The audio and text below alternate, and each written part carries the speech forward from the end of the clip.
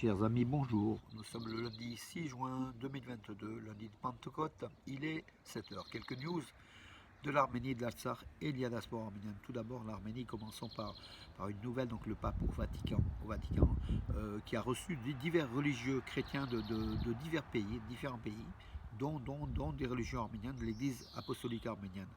Et lors du passage des religieux arméniens, le pape François Ier a a tenu la croix arménienne et l'a embrassée. Donc signe de l'œcuménisme des églises, hein, l'église romaine et puis les églises, toutes les églises en fait. Hein, c'est dans un geste fort d'amitié, d'amour et de partage de cette union des églises, hein, des églises chrétiennes. Le pape a montré comment l'humilité, puis l'amour par ce geste. Hein, donc c'est un geste fort, bien sûr, qui a été immortalisé par une photographie, par plusieurs photos qui ont été diffusées par des agences en Arménie.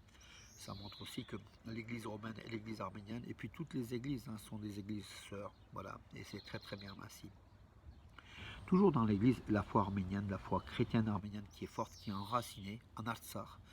Hier matin, donc dimanche 5 juin, le président de la République de l'Artsakh, Araïk Harounyan, s'est rendu pour une messe en fait, hein, au monastère arménien. Donc je vais vous dire juste une seconde pour que, oui. Alors, le monastère de Agopavank, un très ancien monastère qui a besoin d'être restauré. Après la Sainte Liturgie qui a été servie par le primat du diocèse de l'Artsakh, l'évêque Votanes Abramian, était présent aussi Haroutunian, hein, le prêtre de Dativan qu'on a vu souvent dans les médias, le géant en fait, hein, qui tenait tête à l'invasion azérie proche. Voilà. Donc le président de la République de l'Artsakh a affirmé que l'État de l'Artsakh va participer à la restauration de ce monastère-église, de Hakopavank, qui est un ancien monastère en Artsakh. Hein. Voilà, bravo à cette foi, à l'État aussi de la République de l'Artsakh, qui soutient le patrimoine culturel et religieux arménien des Arméniens de l'Artsakh, en fait, hein, qui ne sont rien d'autre que des Arméniens. En fait, il n'y a pas deux peuples, hein, c'est le peuple arménien tout simplement. Toumo, les boîtes Toumo, donc des petits centres Toumo, se fleurissent un peu partout, bien sûr, hein, en Arménie, en Artsakh et dans le monde. En Artsakh, justement, à Askeran, hier, a été inauguré, en présence aussi, effectivement, Araïk Haroutunian, le président de la République de l'Artsakh, la boîte Toumo Askeran. Donc, Askeran et des villes et des villages alentours, hein, les enfants vont pouvoir se parfaire aux technologies de l'information. Hein, donc voilà, c'est la grande réussite de ces centres Toumo. Et là, c'est au service des Arméniens de l'Artsakh. Bravo c'est une superbe réussite, hein, ce Toumo qui a été exporté d'ailleurs, même en France, hein, dans le monde. C'est une des exportations les plus connues de l'Arménie, hein, voilà, donc du Toumo, Arménia. Euh, Bravo en tout cas aux concepteurs, hein, donc il y en a à Mardakert, à Mardouni, donc il y a eu à Askeran, il y en a en Arménie. Bravo à sa directrice, la directrice générale, hein, Marilou Papazian, qu'on connaît, voilà, et qui diffuse encore donc cette, cette création de Santumo qui est vraiment une très très belle invention pour le développement des enfants, puis des petits et des grands en fait, hein, voilà, de se former aux technologies de l'information, voilà, donc le monde d'Internet, le monde des médias, c'est super, voilà, bravo, en tout cas on est fiers, voilà. Alors, Levon Kocharyan, c'est le fils du deuxième président d'Arménie, Robert Kocharyan. Son épouse, c'est la chanteuse très célèbre, Siloucho. Lui, il est opposant à Pachinian, bien sûr, comme son père. Et Silouchou, c'est la grande chanteuse, hein, qui a même participé à l'Eurovision, donc qui a été même quatrième. Hein, donc voilà, et puis on connaît avec ses très belles chansons. Hein. Elle va donner naissance à un troisième enfant aux États-Unis. Elle a quitté l'Arménie et Levon Kocharyan l'a rejoint, donc a quitté l'Arménie pour les États-Unis en passant par Paris. Ça donne lieu à polémique. Hein. Pourquoi? Bon, bien sûr, c'est le troisième enfant. Bravo au couple, en tout cas. Ils contribuent à la natalité en Arménie. Bravo à eux. Mais pourquoi donner naissance à un enfant aux États-Unis dans des conditions de sécurité, peut-être au niveau des centres des maternités plus importants, en fait, avec l'équipement plus adéquat? Mais l'Arménie a aussi de très belles maternités. L'Arménie est un pays européen qui a aussi un système de santé qui est quand même assez efficace. Pourquoi ne pas donner naissance au troisième enfant en Arménie pour Siloucho, qui est arménienne, un citoyen d'Arménie?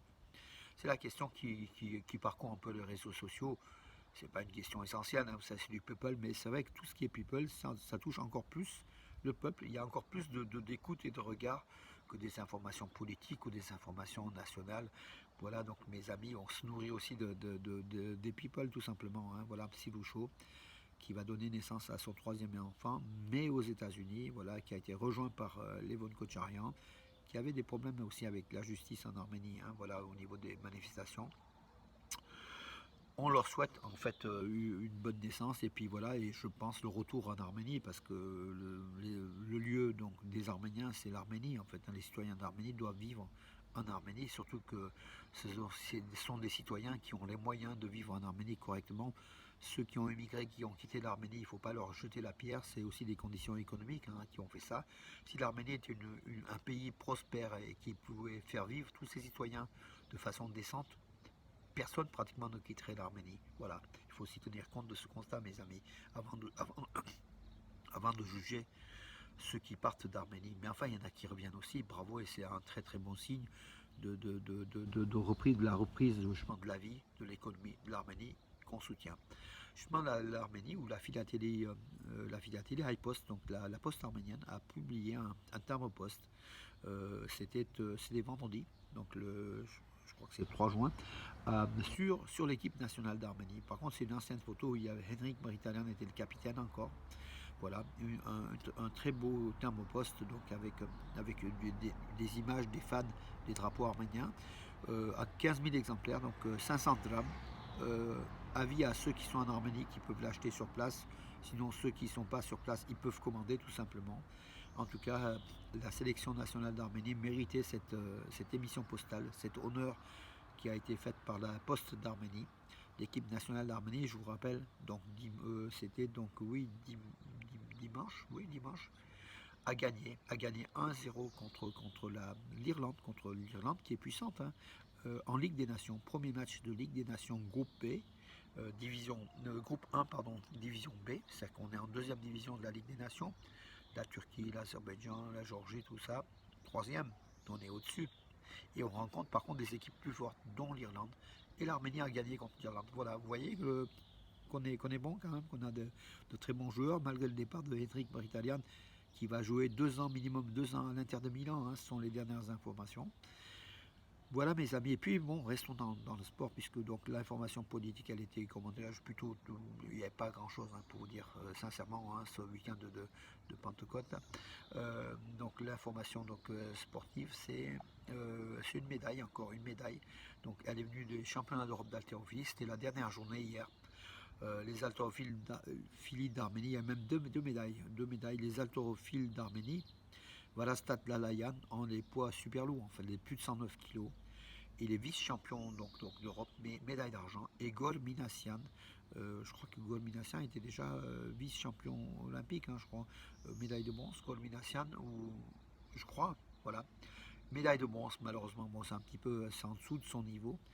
Médaille de bronze, donc troisième marche du podium au championnat d'Europe d'haltérophilie à Tirana, qui se sont donc terminés hier soir avec une moisson de médailles pour l'Arménie, donc 2 titres européens, 3 titres de vice-champion, des médailles de bronze. L'Arménie qui est dans les premières nations européennes d'haltérophilie, en absence de la Russie, qui favorise aussi l'Arménie. Mais on a une très très belle équipe, hein, voilà, donc ça donne d'espoir. Mon ami Aaron Boyadjan, qui écrit aussi dans Nouvelles d'Arménie, avait fait un bel article justement sur ces haltérophiles arméniens qui voient l'horizon 2024 Paris.